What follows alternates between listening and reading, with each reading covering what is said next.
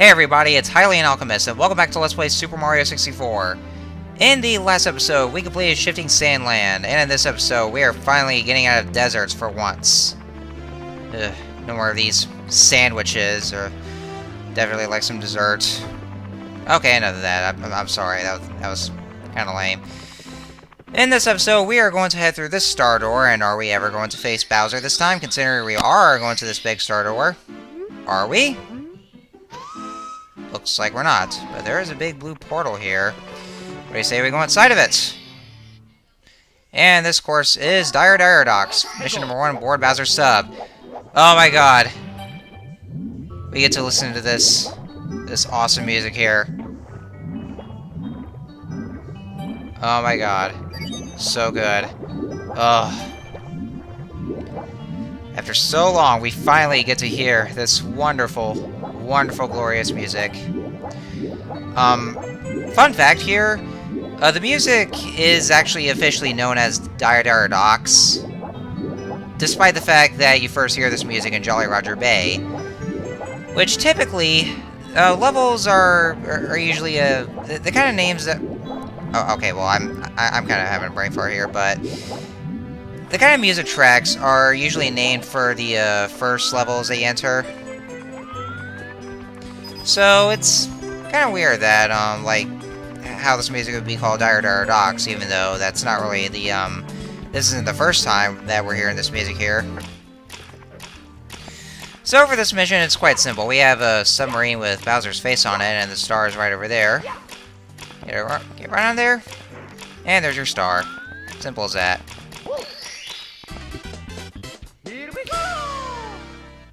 And once you get the first star in Dire Docks, this portal will go back a bit here, and then you will now gain access to this. Well, that would be a Bowser's course actually, but we'll get to that after we get done with this mission, which is Chest in the Current, which is pretty simple. Just find the open up the chest in the correct order, kind of like that one mission. Well. Actually, those two missions in Jolly Roger Bay. This one, well, it kind of took a little bit of a long time for me to try to get to the first chest because, you know, it's kind of hard to remember the order, the correct order for the number of the chests.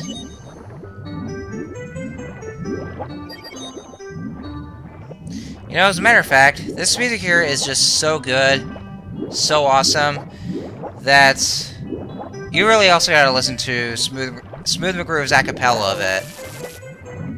You really got to. In fact, I'll just put a link to it in the description if you haven't already. But Jesus Christ, that music there, and yeah, I know I almost drowned there. And why did the why did the video blink there? It's kind of weird.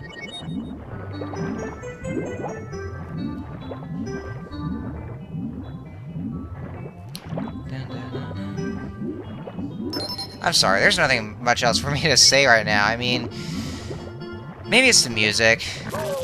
Oh yeah, sorry, I just screwed up right there. I always get stumped by the by that there. Well, when it comes to finding the correct number of chests.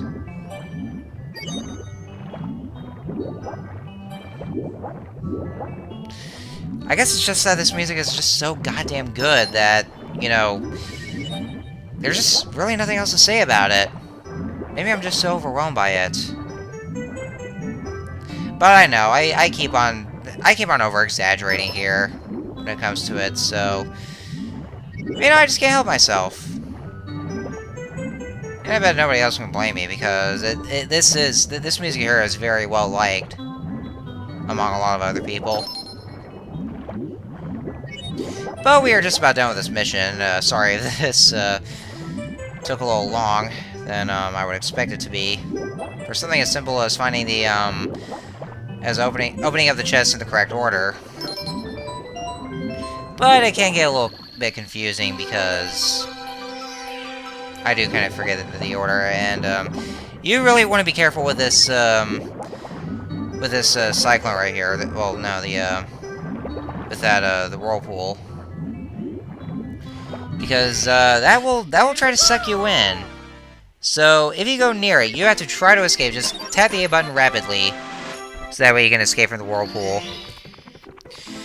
So the third mission for Dire Docks, it does involve collecting red coins, but in order to actually do that, like, you know, in order to get to that very easily, we're gonna have to defeat Bowser first, because apparently this Bowser course, which is actually known as Bowser in the Fire Sea,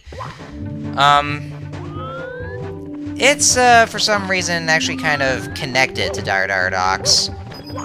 Like, you know, if we were to defeat Bowser in this course here, then something in Dire Docks will happen, which of course will allow us to very easily get the next mission done.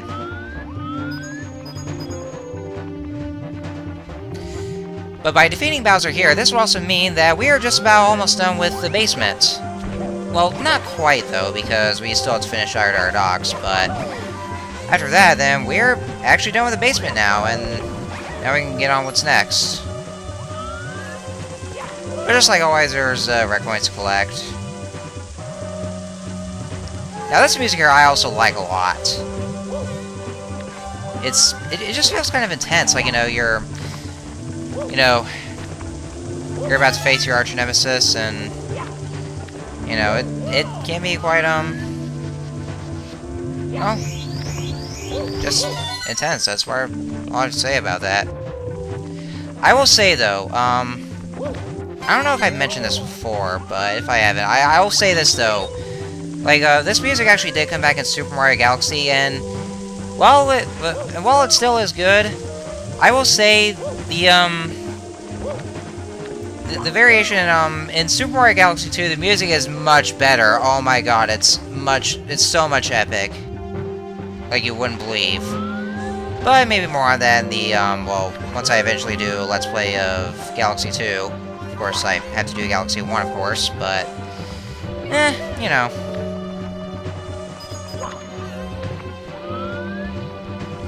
Here's one thing I never actually mentioned about the DS version.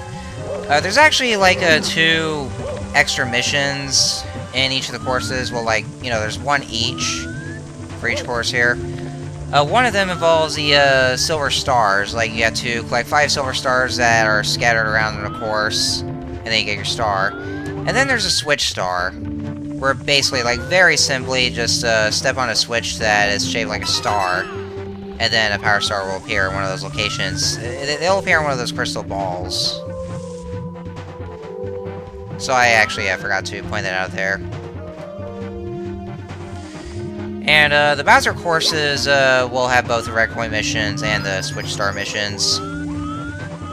And also there's extra courses in the DS version as well. Like there's Sunshine Isles, which has the same music as Isle Delfino. Let's see, there's also the character courses that you have to get to unlock characters. Oh yeah, and this is where I almost screwed up. This is where I almost died here.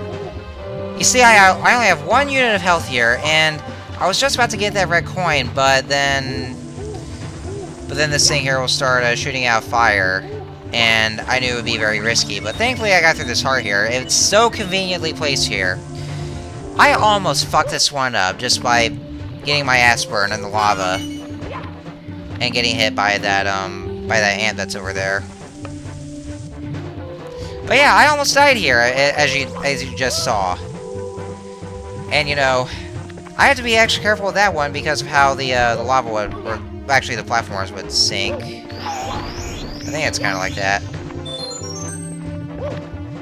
But that was a close one. I would say that right now. It was really close. It's actually mainly because, like, since the analog stick on that Wii U Pro controller I was using, it's pretty sensitive, and, well, I mean, just pushing it farther, then it can get a little too risky, so you have to be careful with that, like, especially if you're playing the Wii U Virtual Console port. So it may feel a little smoother with the N64 controller, but anyhow, so once we go in there, We meet again, Bowser. Oh yes, back for more. Pestering me again, are you, Mario? Can't you see that I'm having a merry little time making mischief with my minions? Now return those stars. My troops of the walls need them. Alright, so, basically, with this round with Bowser here, it's very much the same as how you fought him in Bowser in the Dark World. Except this time, this will get a little more challenging because, it's like always, you just have to throw him into one of those spike bombs here, and I screwed this one up because I just threw him out of the arena, so sorry about that. But this is where it gets a little harder here. You see, like, that's what he just did was that he just, like, jumped and then just pounded on the arena, which kind of made a tilt. And he is also a little faster, too. So you have to just get around him a lot of times until you can reach his tail. And his fire attacks are a little bit quicker, too, and he can also teleport. So you want to be careful with that, too. Like, just see where he would teleport. But other than that, though, it's not that hard. Oh, can it be that I have lost? The power of the stars has failed me, this time. Consider this a draw. Next time I'll be in perfect condition. Now if you want to see your precious princess, come to the top of the tower. I'll be waiting. And with that, we have achieved our second Bowser key. Breakdance of Doom, yay! I love doing that. So with that, we are now able to access the, the second floor of Peach's castle. Because he actually did say where Peach was. She's going to be found at the top of the tower. So that would also mean that, after we get done with Dire Docks, and that means we're officially finished with the basement, and now we can get up to the second floor and do those courses there. So yeah, I'm getting this game done pretty fast. You don't believe it. So anyway, in the next episode, we are going to try to finish up Dire Docks, and then I guess I'll do it. So till next time, see you guys later.